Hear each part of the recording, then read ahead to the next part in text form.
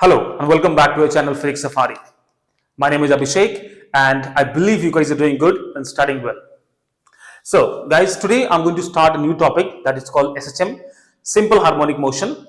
So this is going to be very much introductory video और बहुत ही basic बात हम लोग करेंगे आज और समझेंगे. बट बेसिक है, it is not mean it is unnecessary. Definitely it is very much useful और आपको अच्छे से बात समझ में आएगी, तभी जाके हम लोग आगे अच्छे से समझ पाएंगे बड़े बड़े कॉन्सेप्ट्स को, डिफिकल्ट कॉम्प्लेक्स कॉन्सेप्ट्स को. और गुड बच्चों, तो before I jump into the simple harmonic motion, let us first understand certain concepts like oscillatory motion, periodic motions. इन सब बातों को हम लोग थोड़ा समझते हैं, है ना.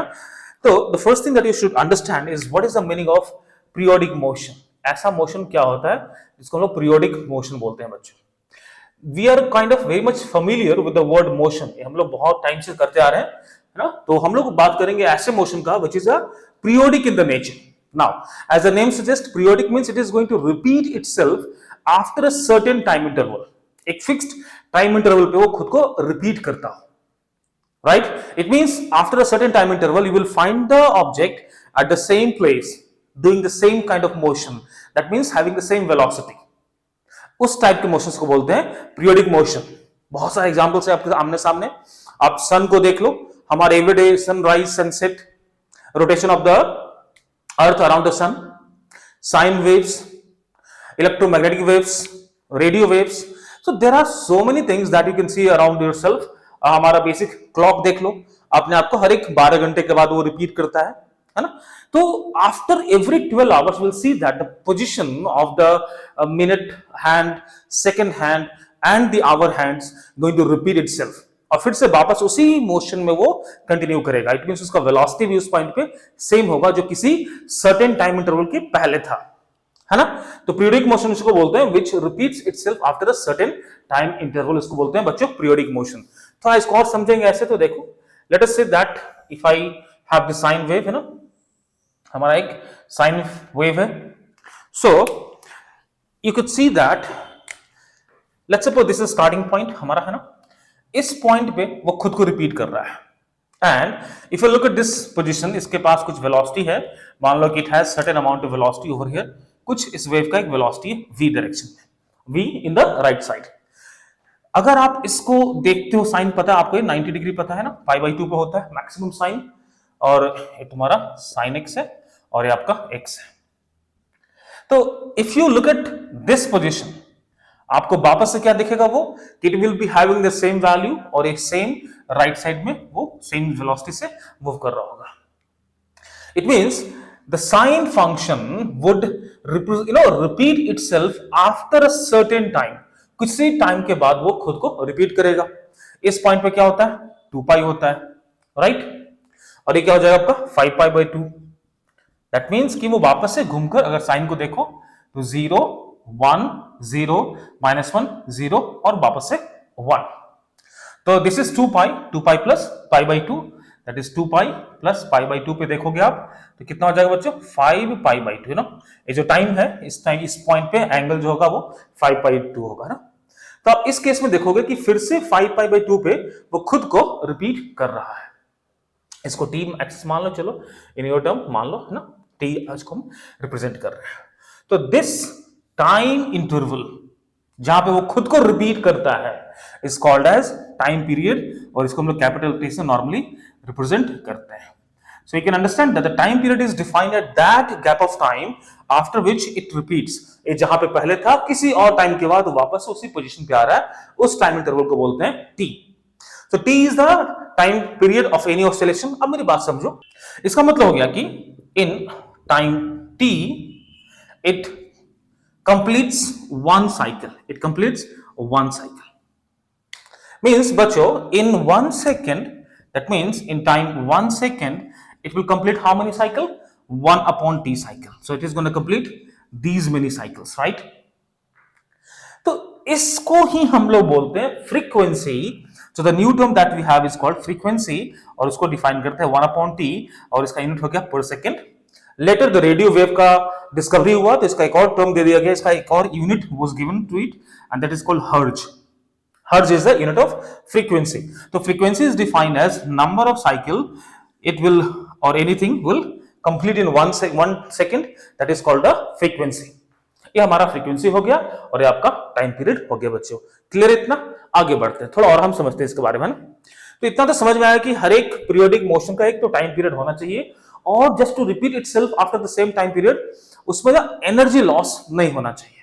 अगर एनर्जी लॉस होता है देन द टाइम पीरियड बढ़ जाएगा, right, the time would increase, तो then it is not gonna be a periodic motion. तो पहला पॉइंट आप समझ सकते हो कि पीरियोडिक मोशन वही होगा जिसमें एनर्जी लॉस नहीं हो रहा है।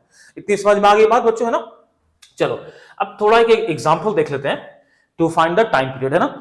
To find the time period हम लोग देख लेते हैं how to find the time period of a given. Okay, तो इतनी बात अपने को समझ में आ गई कि अगर इस टाइम टी पे, अगर किसी टाइम टी पे, मान लो इसको टाइम टी मान लेते हैं, टाइम टी पे the body is here and its time period is T, then time T plus capital T पे फिर से खुद को it will repeat itself, right, it's gonna represent replicate itself. It means if I have a function, let's suppose F of T, एक function है जो कि periodic motion है, it's representing the periodic motion, then that's gonna be the same, means position is gonna B same after t is equals to t plus its time period. For the sine curve, we know the time period is going to be 2 pi. This is what we already know. Now let me give you an example. अगर मैं आपको एक example देता हूं कि भैया इसका time period निकालो, let's say I give an example. Find the time period of a function, मान लो फंक्शन लिख लेते हैं उसको ना, function f t is equals to a sine of omega t plus alpha। अगर मैं बोलूं कि इसका आप टाइम पीरियड निकालो तो आप क्या करोगे? आप थोड़ा इसको देखो, a is equals to हमें like x is equals to a sine omega t plus alpha। आप इसको x भी लिख सकते हो, कोई मुश्किल वाली बात नहीं है, सारे मार्कर्स ओके, ठीक है, कोई नहीं। चलिए हम इसको सॉल्व करेंगे। Find the time period of this function, जहां पे इस वेव का, इस मोशन का जो x दे रखा है, a sin omega t plus alpha. It means वो टाइम पे तो डिपेंड करता है, right, it is a time dependent function, तो वो कांस्टेंट नहीं है, वो मूव कर रहा है, ऑब्वियस सी बात है, अच्छी बात है। And let us see how we can find the time period. It is a sine function, it is a sine function and we know that sine of x is going to be equals to sine of x plus 2 pi because sine is a periodic function of time period 2 pi। all good? it means a जो आपको 2 pi के बाद represent करेगा that would be same, right? तो हम इसको लिख सकते हैं x is equals to a sine omega t plus alpha plus 2 pi because it is going to repeat itself after a time period of 2 pi, जैसे कि यहाँ पे दिख रहा है आपको, है ना? इस टाइम पे सेम होगा what it was at this time, क्योंकि वो एक टाइम पीरियड के गैप के बाद वो position we are achieving, right? तो same thing is gonna happen over here. Now I just want to reduce it in a good looking format where we can just extract the data. तो let me just take omega out from here, from these two terms बच्चों, no, so will be having t plus 2 pi upon omega and this constant alpha, let me just write it as it is. Now if you look at this thing, could I just write this as x is equals to a sine of omega t dash plus alpha? Let me put it this way. Now so the function is repeating itself after at time t is equals to t dash, जो कि वो time t is equals to t पे था। You can see that, right? So whatever the function's position tha at time t is equals to t, it is same at time t is equals to t dash. It means in दोनों के बीच का difference he is going to be the time period, right? So since the function is repeating itself at this time where it was at time t, it means the time period should be what? Difference of these two time. So can I just easily say that the time period should be t dash minus t बच्चों, right? Simple सा, इस figure को अपने दिमाग में रखना and you're going to be helped out of this, you know? So now what is the value of t dash? That's going to be t dash is t plus 2 pi upon omega, and of course we have this t, well that's going to be cancelled, and that would give you that time period is 2 pi upon omega। बच्चों ये आपका time period हो गया, clear है ना? So this is how we're going to find the time period of these kind of problems। एक छोटे छोटे स्कूल लेवल के प्रॉब्लम्स दिख जाएंगे आपको, तो आपको ये थोड़ा बहुत पता होना चाहिए ना। एक और बहुत ही अच्छा एग्जांपल है पीरियोडिक मोशन का, सर्कुलर मोशन, है ना। अगर वो एक कांस्टेंट ओमेगा से रोटेट कर रहा है, then that's gonna be a classic example of हमारा पीरियोडिक मोशन। तो थोड़ा हम उसके बारे में भी चर्चा बच्चों करने वाले हैं अभी, है ना। देखते हैं, तो let me just raise this out.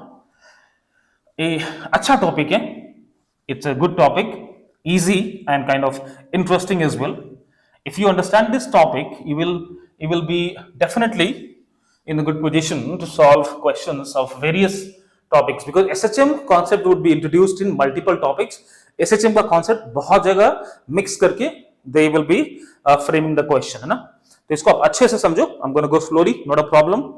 Now let's say I have this circular motion. ये हमारा एक बॉडी जो है वो सर्कुलर मोशन में मूव कर रहा है, and let's suppose it is moving with a uniform angular velocity omega से वो मूव कर रहा है।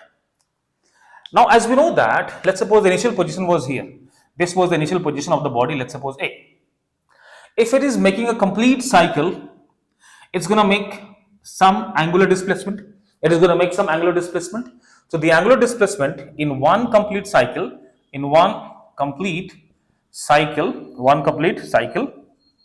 the angular displacement theta should be how much? 2 pi. All good बच्चों? That is going to be 2 pi.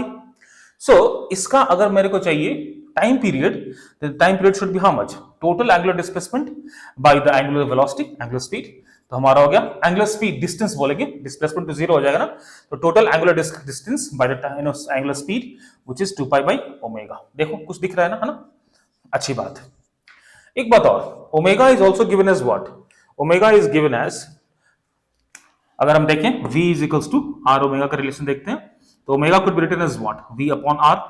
इसको सब्स्टिट्यूट कर दें, then I can actually get the in the terms of linear, है ना, पैरामीटर्स में अपने को इसका टाइम पीरियड मिल सकता है। Omega will be how much? v upon r, तो r विल गो अप। अब देखो ध्यान से, 2 pi r is what? Circumference, वो लीनियर डिस्टेंस है। v is what? Velocity, linear velocity है।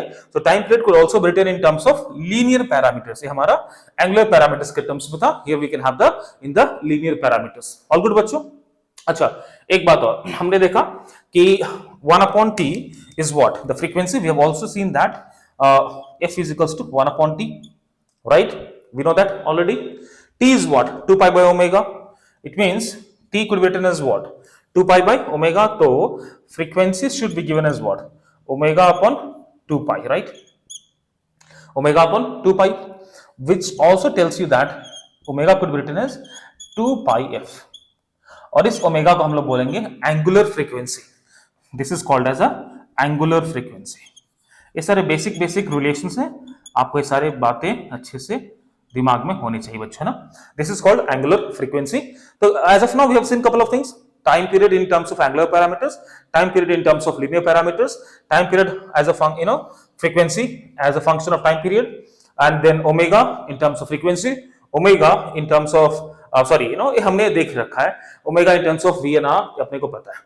ऑल गुड, इसमें कोई दिक्कत नहीं है ना? बहुत अच्छे, आगे बढ़ते हैं। Now that we have seen how to find the time period, एक क्वेश्चन और करते हैं बच्चों। Let us do one more problem where we can see how to find the time period when one function is mix of multiple function, है ना। उस case में हम देखेंगे टाइम पीरियड कैसे निकाला जाए, and after this we will talk about the oscillation.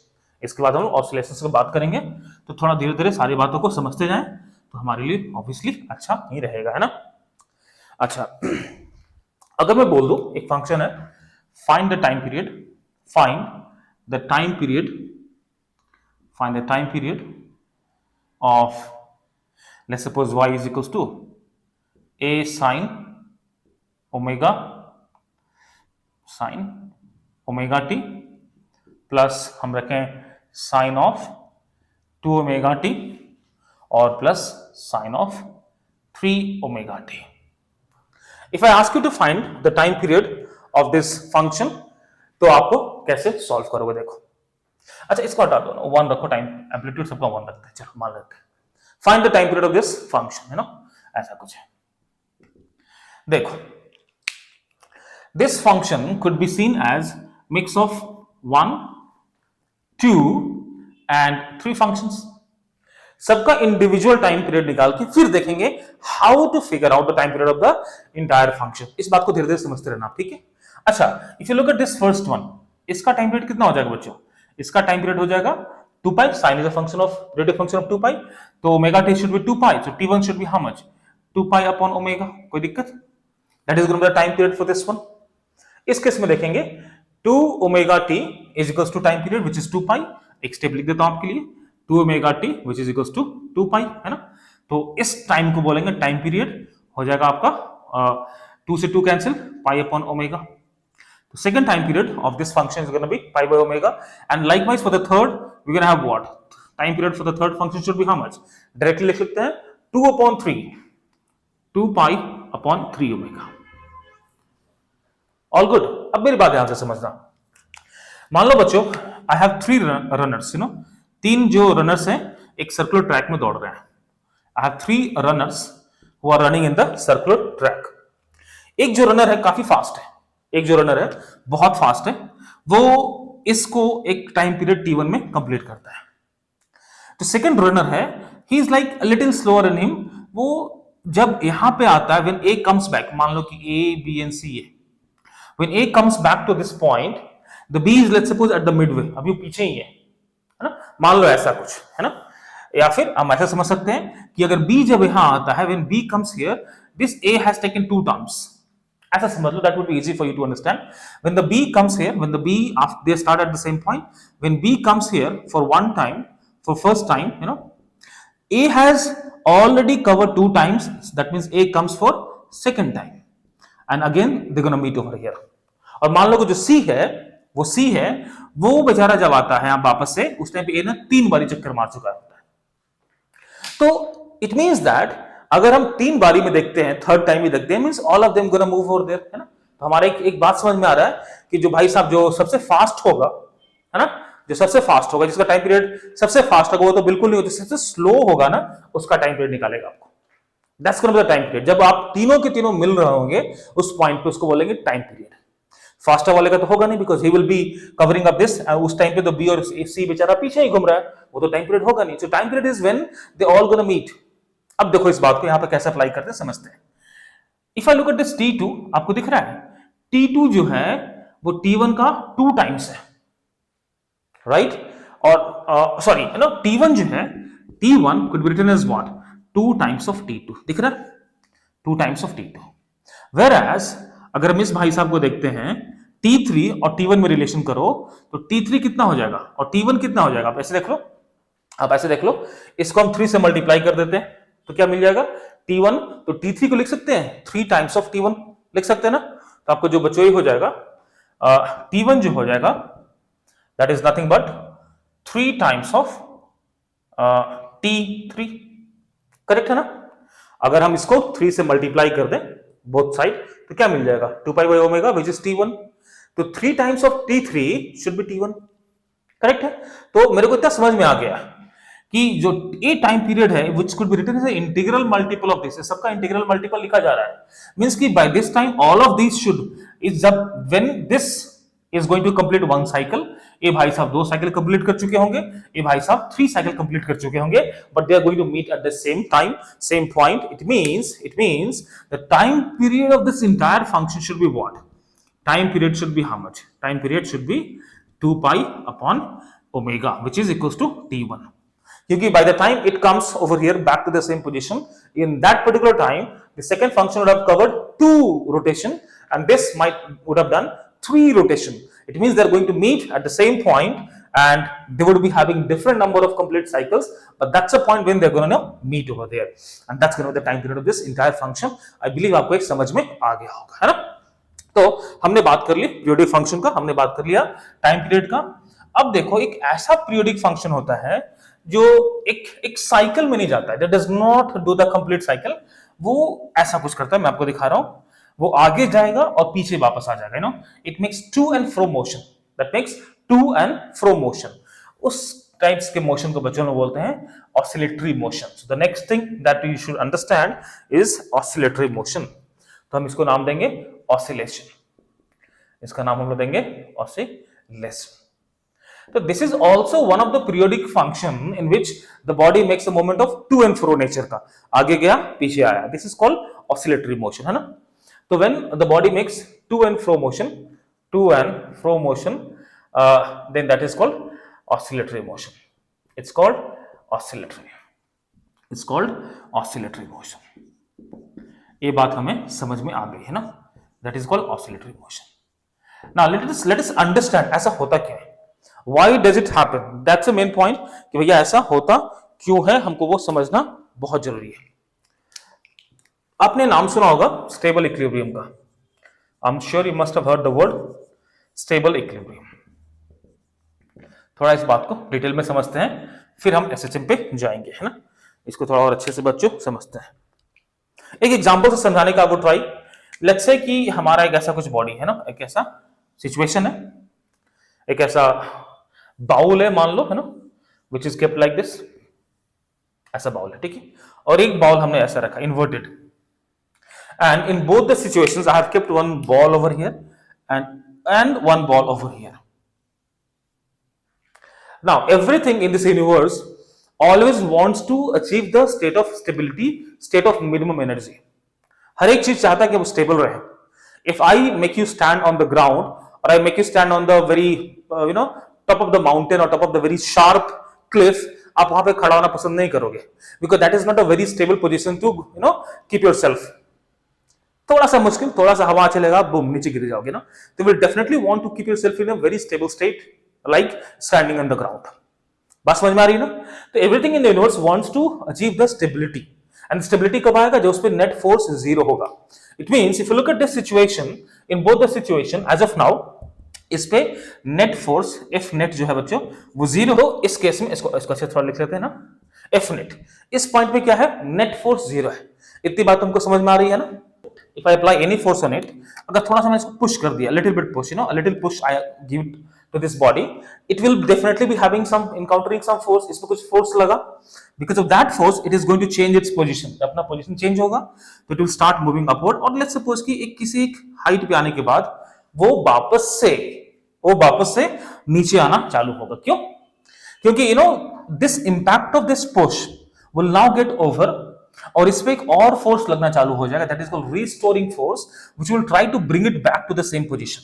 So now over here एक हमारे से फोर्स लग रहा होगा, that is called restoring force. इस पे एक हमारा फोर्स लग रहा होगा, that is called the restoring force. क्योंकि now at this point net force zero था, but moment I disturb its position of stability और इक्विलिब्रियम पोजीशन, इसको बोलते हैं हम लोग, इसको बोलते हैं बच्चों equilibrium position. This is called equilibrium position. Now this is the position when the energy of the particle is minimum, और हमारा उसको बोलते हैं इक्विलिब्रियम या फिर जीरो एनर्जी मान के चलो, that is called the equilibrium position. Now at this point it will be gaining some energy, और वापस से इसको रिस्टोरिंग फोर्स इसको मीन पोजीशन पे लेकर आएगा। At this point it will be coming at the momentary rest. इस point पे momentarily रेस्ट पे आ जाएगा वो। It will not be having any further velocity to go, and it's going to be now restored back to the same position. ये वापस आएगा। But the problem this time is, while it comes over here, it has gained a certain amount of kinetic energy. क्योंकि forces के interaction के कारण, है ना, इसमें कुछ kinetic energy आ रखा होगा, and due to that kinetic energy, it is not going to stop here. Rather, it's going to go forward, और वापस से किसी एक same height पे आकर यहाँ पे फिर से it will come to the momentarily rest. At the same story again, the restoring force is going to pull it back, so it will start making this motion. ये वापस आएगा जाएगा across the mean position, about the mean position, जो भी बोलना चाहो ना, तो इस मोशन को बोलेंगे ऑसिलेटरी मोशन। तो to and fro motion about a mean position, very important word to note now, about a mean position. About a mean position. A mean position का characteristic क्या है बच्चों? At the mean position the energy would be zero, net force is going to be zero। दो बातें लिख रहा हूं अपने नोटबुक में। So इस पे mean position पे आपका stability होगा, उस पे energy zero होगा उस पॉइंट पे, और net force zero होगा। I'm talking about the net force, right? But जैसे आप इस mean position को डिस्टर्ब कर दोगे, the body will start getting into the oscillatory motion, क्योंकि इसमें एक restoring force का involvement आ जाएगा, which will try to pull it back to the same its initial position और equilibrium position। तो इतनी बात तो समझ में आ गई कि ऑसिलेटरी मोशन स्टार्ट तभी होगा when the mean position is disturbed. When mean position को हम लोग डिस्टर्ब करते हैं, mean position is disturbed, when we disturb the mean position, that is when the oscillatory motion start. And one more force that comes into the picture, that is called the restoring force आता है और इसको वापस से oscillatory motion करवाता है। Now come to this stage, इस case में आते हैं, इसको थोड़ा सा पुश कर दो बेचारे को, अप्लाई अ फोर्स, पुश कर दो, it will start rolling down, क्या ये वापस आएगा? Will it come back? नहीं आएगा, क्योंकि भाई साहब ये अपने इक्विलिब्रियम स्टेट में था ही नहीं. This is not the stable equilibrium. This is the unstable equilibrium. This is called the unstable equilibrium. This is the unstable equilibrium. And everything which was in unstable equilibrium, वो वापस से क्यों जाएगा उस point पे? It will not go back to the same position because that wasn't the stable equilibrium. Then why the hell should I go back to the same place? It means इस पे कोई भी restoring force act नहीं करेगा, and this is not going to go back. So this will not create any oscillatory motion. But over here, when the body is in the case of stable equilibrium, इतनी बात तो समझ में आ गई कि हमारा जो इक्विलिब्रियम होगा वो स्टेबल इक्विलिब्रियम की कंडीशन में ही ऑसिलेशन स्टार्ट होगा. If the body initially is in the case of unstable equilibrium, oscillation start नहीं होगा. All good. तो अब दूसरी बात, एक और बात आपको बता देता हूं, ध्यान से सुनना, क्योंकि यहाँ पे स्टेबल इक्विलिब्रियम है एंड एनर्जी का एक conservation you can C. It is having some energy now at this point. Let's suppose it is going to a height. It has got some energy of mgh potential. वापस से आया, इस point पे kinetic हो गया. तो basically initially आप इस पॉइंट से हम रेफरिंग मान के चलते हैं. तो we had a conversion of potential to kinetic, that back to potential, back to kinetic और back to potential, and same thing will keep on repeating. And potential and the kinetic are the mechanical forces, mechanical energy है वो. It means I can see that mechanical energy is remaining conserved. Mechanical energy is conserved in the case of oscillatory motion. एक line लिख लो. Mechanical energy is conserved. Mechanical energy is conserved. Is conserved. और बच्चों mechanical energy conserved होने का मतलब क्या है? कि the forces acting are the conservative forces, which means the forces acting are the conservative forces. Conservative forces. तो देखो ये सब बहुत इंपॉर्टेंट कैरेक्टरिस्टिक्स हैं for the body to go into the oscillatory motion. Forces should be conservative forces. Mechanical energy should be conserved. अच्छा, अगर mechanical energy conserved नहीं हो तो क्या हो जाएगा? It will be called as a damped oscillation. क्यों? Next time पे यहाँ पे आया, next time पे यहाँ जाएगा. It won't go back to the same position. ये थोड़ा सा नीचे रह जाएगा, फिर जाएगा थोड़ा सा और नीचे, फिर जाएगा थोड़ा सा और नीचे, ऐसे करते करते करते करते it is going to stop. Well, that is called the damped oscillation. It means बच्चों all the oscillation को periodic motion बोलना सही बात नहीं होगा. It's going to be periodic motion only if it is a undamped oscillation. तो पहली दूसरी बात आप एक और समझ गए होंगे कि when the body has to go in the oscillatory motion of a fixed time period, then that has to be undamped oscillation होना चाहिए. That should be undamped. वो undamped होना चाहिए. अगर ये damping है then the energy would be mechanical हो जाएगा, नॉन मैकेनिकल में कन्वर्ट. फॉर एग्जांपल अगर हम फ्रिक्शन लगा देते हैं, then friction would have consumed certain amount of energy और वो उसको डैम्प कर देता है. बात समझ में आ रही है? अच्छा, एक और नॉर्मल एग्जांपल जो हमारे घर में दिखता है उसको बोलते हैं पेंडुलम. अब पेंडुलम बहुत घर में नॉर्मली आपको देख सकते होगे. So now we are heading towards a different kind of situation जहां पे हमारे पास ऑसिलेटरी मोशन को हम लोग बाइफर्केट करेंगे. तो अब I believe as of now आपको समझ में आ गया कि ऑसिलेटरी होता क्या है. उसमें आपको periodic motion to and fro होना चाहिए and it should be undamped, forces should be conservative, energy mechanical should be conserved. इतनी बात आपको समझ में आ रही होगी ना. तो when I talk about oscillation, हम लोग दो तरीके के ऑसिलेशन से डील करेंगे अपने इस सिलेबस में. One is called your linear oscillation and other is angular oscillation. Linear oscillations के बारे में चर्चा करेंगे बच्चों. और जो दूसरा पॉइंट होगा हमारा वो एंगुलर ऑसिलेशन होगा. एंगुलर ऑसिलेशन होगा. एंगुलर ऑसिलेशन होगा. लीनियर में जो मोशन स्ट्रेट लाइन में हो, एंगुलर में आप इसको भी देख लो, ये एंगुलर ऑसिलेशन बोल सकते हैं, या फिर पेंडुलम देख लो. एक पेंडुलम में क्या रूल होता है? It will cover certain angular displacement cover करेगा, right? When it is going through oscillatory motion, it is going to make some angular displacement, theta theta हमारा होगा, है ना. So this is called as angular displacement और इसको बोलते हैं linear displacement. Linear oscillation के लिए हमारे पास क्या होना चाहिए? एक restoring force होना चाहिए. So here we'll be having something called restoring force. यहाँ पे हमारा restoring force होगा और इस केस में भाई साहब क्या होगा? Restoring torque होगा. Here we'll be having restoring torque. हम इस पे चर्चा आराम से डिटेल में करेंगे. We're going to have the restoring torque. So linear oscillation के लिए अपने को चाहिए restoring force and the angular के लिए चाहिए restoring torque.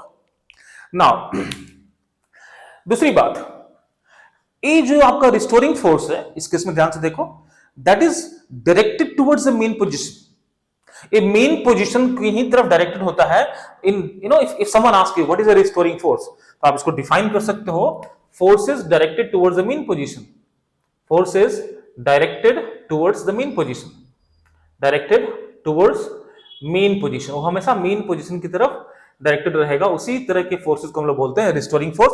और हमारा जो next discussion is gonna be on the restoring force and the SHM, क्योंकि restoring force is the reason why we can see the SHM. तो नेक्स्ट टॉपिक में, next video lesson में बच्चों हम लोग बात करेंगे रिस्टोरिंग फोर्सेस पे और एसएचएम पे बात करेंगे। और एसएचएम को देखेंगे how it is a mathematical concept, पूरा का पूरा मैथमेटिक्स है, कुछ ज्यादा मुश्किल नहीं है, बस हाँ आपको मैथमेटिक्स थोड़ा समझ में आनी चाहिए और हम उसको साथ में करेंगे।